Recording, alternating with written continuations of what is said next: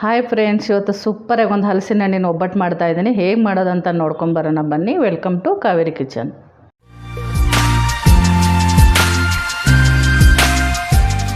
ಒಂದು 20 ಹಲಸಿನ ಹಣ್ಣು ತೊಗೊಂಡಿದ್ದೀನಿ. ಒಳಗಿನ ಬೀಜ ಎಲ್ಲ ತಗೊಂಡು ಕ್ಲೀನಾಗಿ ಬಿಡಿಸ್ಕೊಂಡು ತೊಳ್ಕೊಂಡು ಇಟ್ಕೊಂಡಿದ್ದೀನಿ.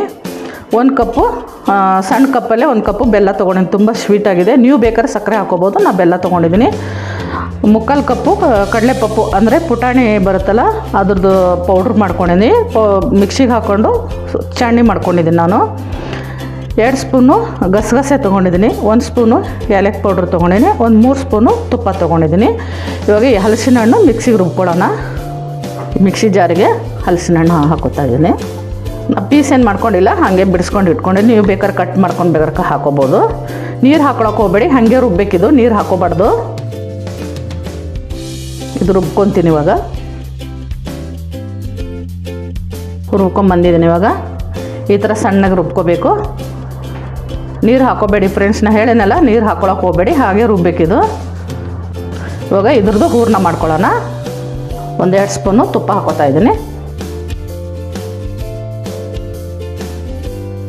ಇವಾಗ ಹಲಸಿನ ಹಣ್ಣು ಹಾಕೋತಾ ಇದ್ದೀನಿ. ಉರಿನ ಸಣ್ಣ ಇಟ್ಕೋಬೇಕು, ಸೀದೋಗ್ಬಿಡ್ತದೆ. ಸಣ್ಣಗೆ ಉರಿ ಇಟ್ಕೊಂಡು ಚೆನ್ನಾಗಿ ತುರುಬೇಕಿದು. ಈ ನೀರೇನಿರುತ್ತಲ್ಲ ಅದರೊಳಗಡೆದು ಎಲ್ಲ ನೀರು ಹೋಗಬೇಕು ಫ್ರೆಂಡ್ಸ್. ಇದ್ರೊಳಗಡೆ ನೀವು ಬೇಕಂದರೆ ಅಕ್ಕಿ ಹಾಕ್ಕೊಂಡು ರುಬ್ಕೋಬೋದು. ಅಕ್ಕಿ, ಕಾಯಿ ಏನಾರು ಹಾಕಿ ರುಬ್ಕೋಬೋದು. ನಾನು ರುಬ್ಕೊಂಡಿಲ್ಲ. ನಾನು ಪುಟಾಣಿ ಹಿಟ್ಟು ತೊಗೊಂಡಿನಿ, ಅಂದರೆ ಕಡಲೆಪಪ್ಪು ಹಿಟ್ಟು ತೊಗೊಂಡಿದ್ದೀನಿ. ಫಸ್ಟು ತುಪ್ಪದಲ್ಲಿ ಹಸಿ ವಾಸನೆ ಹೋಗೋವರೆಗೆ ನಾವು ಹುರ್ಕೊಳ್ಳೋಣ. ಫಸ್ಟು 1 ಕಪ್ಪು ಬೆಲ್ಲ ತೊಗೊಂಡಿನಿ. ತುಂಬ ಸ್ವೀಟಾಗಿದೆ. ಇದೇನು ಸೋಸ್ಕೊಳ್ಳೋದು ಬೇಕಾಗಿಲ್ಲ, ಕ್ಲೀನಾಗೂ ಇದೆ ಇದು ಬೆಲ್ಲ. ನಿಮ್ಮ ಬೆಲ್ಲಲ್ಲಿ ಏನೋ ಸ್ವಲ್ಪ ಗಲೀಜು ಏನಾರು ಇತ್ತು ಅಂತಂದರೆ ನೀವು ನೀರು ಹಾಕಿ ಸ್ವಲ್ಪ ಪಾಕ ಮಾಡಿಕೊಂಡು ಹಾಕೋಬೋದು. ಬೆಲ್ಲ ಕರಗೋರಿಗೆ ಚೆನ್ನಾಗಿ ಅದು ಹಲಸಿನ ಹಣ್ಣು ಚೆನ್ನಾಗಿ ಮಿಕ್ಸ್ ಆಗಬೇಕದು. ಈ ಸೀಸನ್ ಇರುವಾಗೆ ಮಾಡ್ಕೊಂಡು ತಿನ್ಬೇಕಿದ್ದು ಹಲಸಿನ ಹಣ್ಣು, ಮತ್ತೆ ನಮಗೆ ಸಿಗೋದೇ ಇಲ್ಲ. ಹಲಸಿನ ಹಣ್ಣು ಅಂತೂ ಯಾವಾಗಲೂ ಹೋದಾಗ ಅದು ಎಲ್ಲರೂ 1-2 ಪೀಸ್ ತೊಗೊಂಡು ತಿಂತಾ ಇರ್ತೇವೆ. ಈಗ ಒಂದು ಸ್ವಲ್ಪ ಉರಿ ಜೋರು ಇಟ್ಕೊತೀನಿ. ನೋಡಿ, ಚೆನ್ನಾಗಿ ಕೈ ಆಡಿಸ್ಬೇಕಿದು. ಬೆಲ್ಲ ಎಲ್ಲ ಕರಗಿದೆ. ಇದು ಮುಂದ್ಗಡೆ ನಿಂತ್ಕೊಂಡು ಚೆನ್ನಾಗಿ ತಿರುಗಬೇಕು, ಇಲ್ಲಾಂದರೆ ಎಲ್ಲ ಕಡೆ ಎಗಿರ್ತದೆ. ಇದು ಕಡಲೆಪಪ್ಪು ಪೌಡ್ರ್ ಮಾಡ್ಕೊಂಡಿದ್ದೆಲ್ಲ ಅದು ಹಾಕೋತಾ ಇದ್ದೀನಿ. ಸ್ವಲ್ಪ ಸ್ವಲ್ಪ ಹಾಕ್ಕೊಂಡು ತಿರ್ಕೊಳ್ಳೋಣ. ಮನೇಲಿ ಯಾರ್ಯಾರು ಇದ್ರಂದ್ರೆ ಅವ್ರ ಕಡೆಯಿಂದ ಸಹಾಯ ತೊಗೊಳ್ಳಿ ನೀವು. ತುಂಬಾ ಚೆನ್ನಾಗಿರ್ತದೆ ಫ್ರೆಂಡ್ಸ್. ಇದು ಬಾಯಲ್ಲಿ ಇಟ್ಟರೆ ಕರಗುತ್ತೆ, ಅಷ್ಟು ಚೆನ್ನಾಗಿರ್ತದೆ ಇದು. ಸ್ವಲ್ಪ ಮೇಲ್ಗಡೆ ತುಪ್ಪ ಹಾಕ್ಕೊಂಡು ತಿಂದರೆ ನಿಮ್ಗೆ ಆಗ್ಲೇ ಹೇಳಿದ್ನಲ್ಲ, ಕಾಯಿ ಅಕ್ಕಿ ಏನಾರು ಹಾಕ್ಕೊಂಡು ರುಬ್ಕೋಬೋದು ನೀವು. ಹಸಿ ಕಾಯಿ, ಹಾಲು, ಅಕ್ಕಿನ ನೈಟ್ ನೆನೆಸ್ಬಿಟ್ಟು ಸ್ವಲ್ಪ ಕಾಯಿ ಜೊತೆ ಬೆರೆತು ಹಾಕೋಬೋದು. ನಮ್ಮ ಮನೇಲಿ ಅದು ಇಷ್ಟ ಇಲ್ಲ, ಅದು ತಿನ್ನಂಗಿಲ್ಲ ಅದು. ಅದಕ್ಕೆ ನಾನು ಕಡಲೆಪಪ್ಪು ಪೌಡ್ರ್ ಹಾಕ್ಕೊಂಡಿದ್ದೀನಿ. ನಾನು 2 ಸ್ಪೂನು ಗಸಗಸೆ ಹಾಕೋತಾ ಇದ್ದೀನಿ. ನಿಮ್ಗೆ ಇಷ್ಟ ಇದ್ದರೆ ಗಸಗಸೆ ಹಾಕ್ಕೊಳ್ಳಿ, ಇಲ್ಲಾಂದ್ರೆ ಬಿಡಿ. ನನಗೆ ತುಂಬ ಇಷ್ಟ, ಅದಕ್ಕೆ ಹಾಕೋತೀನಿ. ಒಬ್ಬಟ್ಟು ತಿನ್ನುವಾಗ ಅದು ಬಾಯಲ್ಲಿ ಬರ್ತಾ ಇರ್ತದಲ್ಲ, ಅದು ತುಂಬ ಚೆನ್ನಾಗಿರ್ತದೆ. ನೋಡಿ, ಗಟ್ಟಿ ಆಗ್ತಾಯಿದೆ. ಕೈ ಬಿಡಲಾರ್ದೆ ತಿರುಗಿಸ್ಬೇಕಿದು, ಇಲ್ಲಾಂದರೆ ತಳಗಡೆ ಹೊತ್ತೋಗ್ಬಿಡ್ತದೆ, ಅಂದರೆ ಸೀದೋಗ್ಬಿಡ್ತದೆ. 1 ಸ್ಪೂನು ಏಲಕ್ಕಿ ಪೌಡ್ರು ಪುಡಿ ಮಾಡಿ ಇಟ್ಕೊಂಡಿದ್ದೆ ಹಾಕ್ಕೊತೀನಿ.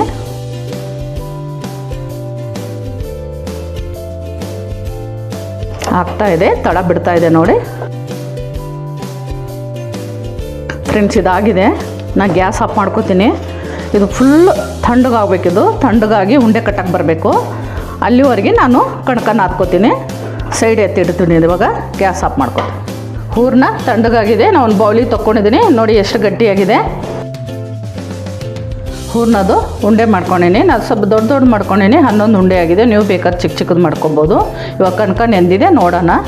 ನೋಡಿ, ನಾ ಇದಕ್ಕೆ ಹಿಟ್ಟು ಕಣಕ ನಾದಾಗ ನಾನು ಎಣ್ಣೆನೂ ಹಾಕಿಲ್ಲ, ತುಪ್ಪನೂ ಹಾಕಿಲ್ಲ. ಇವಾಗ ಸ್ವಲ್ಪ ಚೆನ್ನಾಗಿ ನೆಂದಿದೆ. ಇವಾಗ ಒಂದು ಸ್ವಲ್ಪ 2 ಸ್ಪೂನು ತುಪ್ಪ ಹಾಕ್ಕೊತಾ ಇದ್ದೀನಿ. ಹಾಕ್ಕೊಂಡು ಚೆನ್ನಾಗಿ ಹಿಟ್ಟು ಮಿದೆನ.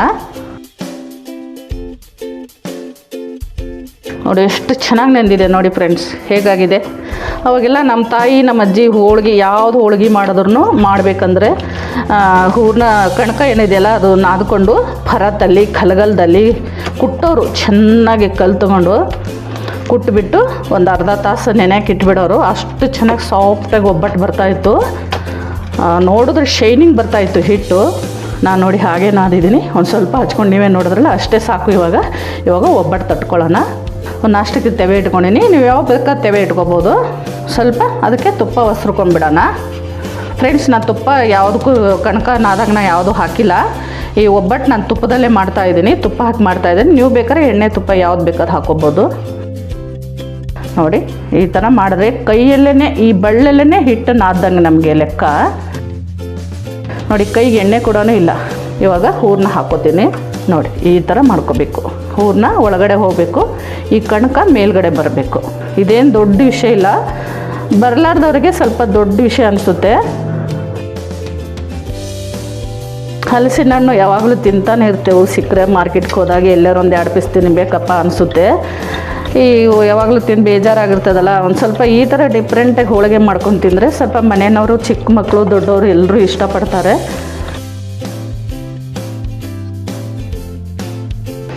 ನೀವು ಪ್ರತಿಯೊಂದು ಈ ಹೋಳಿಗೆ ಮಾಡಬೇಕಂದ್ರೆ ಸ್ವಲ್ಪ ತಗಡಿಗೆ ನೀವು ಎಣ್ಣೆನ ತುಪ್ಪನ ಹಚ್ಚಲೇಬೇಕು. ನಾನು ಹೇಳಿದ್ನಲ್ಲ, ಈ ಅಂಚಿಗೆ ಇಟ್ಕೋಬೇಕು ನಾವು. ಈ ಕೈ ಒಂದು ಸ್ವಲ್ಪ ಬಿಟ್ಕೋಬೇಕು. ಸ್ವಲ್ಪ 1-2 ಹನಿ ತುಪ್ಪ ಹಾಕೊತಾ ಇದ್ದೀನಿ. ಸ್ವಲ್ಪ ಇದ್ರ ಮೇಲ್ಗಡೆ ಒಂಚೂರು ತುಪ್ಪ ಹಾಕೊತೀನಿ. ಈ ಒಬ್ಬಟ್ಟು ತುಂಬ ಚೆನ್ನಾಗಿರುತ್ತೆ ಫ್ರೆಂಡ್ಸ್, ಬಾಯಲ್ಲಿಟ್ರೇ ಕರಗುತ್ತೆ, ಎಲ್ಲರೂ ಇಷ್ಟಪಟ್ಟು ತಿಂತಾರೆ. ತುಪ್ಪ ಹಾಕೊಂಡು ತಿಂದರೆ ಅಷ್ಟು ಚೆನ್ನಾಗಿರ್ತದೆ, ಇನ್ನೂ ಒಂದೊಂದು ತಿನ್ನಬೇಕು ಅನಿಸುತ್ತೆ. ಒಂದು ಸಲ ನೀವು ಟ್ರೈ ಮಾಡಿ ಒಂದು ಕಮೆಂಟಲ್ಲಿ ಹೇಳಿ ಹೇಗೆ ಬಂದಿತ್ತು ಅಂತ. ಕಾವೇರಿ ಕಿಚನ್ ಲೈಕ್ ಮಾಡ್ಕೊಳ್ಳಿ.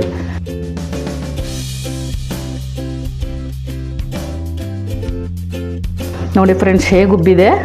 ಎಲ್ಲ ಒಬ್ಬಟ್ಟು ಇದೇ ಥರನೇ ಉಬ್ಬುತ್ತೆ ನಮ್ಮದು. ಯಾವ ಒಬ್ಬಟ್ಟು ಮಾಡಿದ್ರೆ ನಿಮ್ಗೆ ಯಾವ ಒಬ್ಬಟ್ಟು ಬೇಕಂತ ಕಮೆಂಟಲ್ಲಿ ಹೇಳಿ ಫ್ರೆಂಡ್ಸ್, ನಾನು ಮಾಡಿ ನಿಮ್ಗೆ ತೋರಿಸ್ತೀನಿ. ಇದು ಆಗಿದೆ, ತೆಗಿತೀನಿ ಇವಾಗ. ಎಲ್ಲ ಇದೇ ಥರ ಮಾಡ್ಕೊಂಡು ತೋರಿಸ್ತೀನಿ ನಿಮಗೆ ಫ್ರೆಂಡ್ಸ್. ಎಲ್ಲ ಒಬ್ಬಟ್ಟು ಮಾಡ್ಕೊಂಡಿದ್ದಾಗಿದೆ. ಒಂದು ಸರ್ವಿಂಗ್ ತಟ್ಟೆಗೆ ಹಾಕೊಳ್ಳೋಣ. ನೋಡಿ ಎಷ್ಟು ಮೆದುವಾಗಿ ಎಷ್ಟು ಚೆನ್ನಾಗಿ ಬಂದಿದೆ ಹಲಸಿನ ಹಣ್ಣಿನ ಒಬ್ಬಟ್ಟು ಫ್ರೆಂಡ್ಸ್. ನೀವು ಒಂದು ಸಲ ಟ್ರೈ ಮಾಡಿ ಮನೆಯಲ್ಲೇ, ಕಮೆಂಟಲ್ಲಿ ಹೇಳಿ ಯಾವ ಥರ ಬಂದಿತ್ತು ಅಂತ. ಅದ್ರ ಜೊತೆ ತುಪ್ಪ ಹಾಕ್ಕೊಂಡು ತಿಂದರೆ ತುಂಬಾ ಚೆನ್ನಾಗಿರುತ್ತೆ. ಈ ರೆಸಿಪಿ ನಿಮ್ಗೆ ಇಷ್ಟ ಆಗಿದರೆ ಲೈಕ್ ಮಾಡಿ, ಶೇರ್ ಮಾಡಿ, ನಮ್ಮ ಚಾನಲ್ಗೆ ಸಬ್ಸ್ಕ್ರೈಬ್ ಮಾಡಿ, ಪಕ್ಕದಲ್ಲಿರೋ ಬೆಲ್ ಐಕನ್ ಕ್ಲಿಕ್ ಮಾಡಿ.